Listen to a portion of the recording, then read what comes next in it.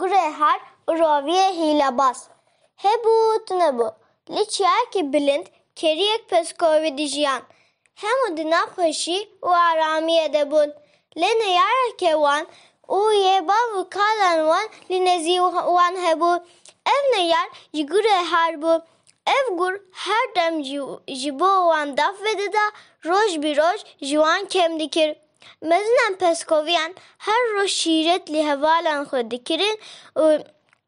jiwan re wisa digotin tu west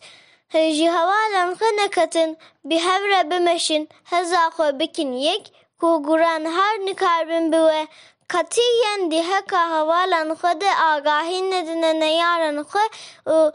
ji tu kesî re sirre xwe eşkere nekin. Ku jî devê xwe tiştekî derxist ede hûn nikarin telafî bikin. Çend roj piştî wan şîretan girîng rojekî gurê her roviyekî qas girt ku wê bixwe rovî jê re got biraya eziz ez gepeke te me tu min bixwîjî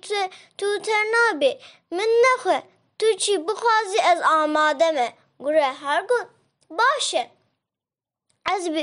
te bi şartekî naxwim here bi peskoviyan re bibe heval sirrê wan tev bi dest bixe û were ji min bibêje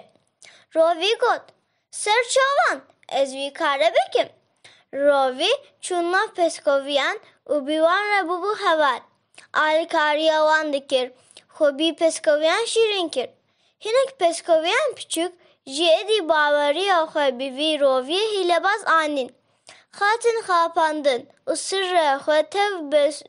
bi destûra mezinan xwe eşkere kirin roviyê hîlebaz piştî ku diheka peskoviyan de hemû agahiyan bi dest xist û nişka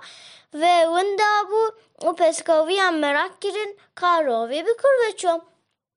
li pey re çavê ketin dîtin ku rovî bi dizika bi gurê her re diaxive mezinan peskoviyan jî fehm kirin ku rovî xayîn e û sirrê wan tev jî gurê her re dibêje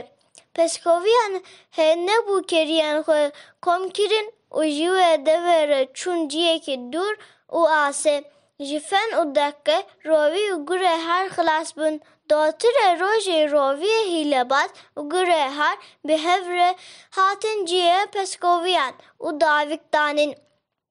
heta nivê şêvê man û yekî tenê jî nedîtin gurê her hers bû û ji rovî re got tê min heta vêga xapand ha û pêşî stêwî şiqand piştî jî rovî dî gepekî dixwar ev çîrok ji me hemiyan re bû ders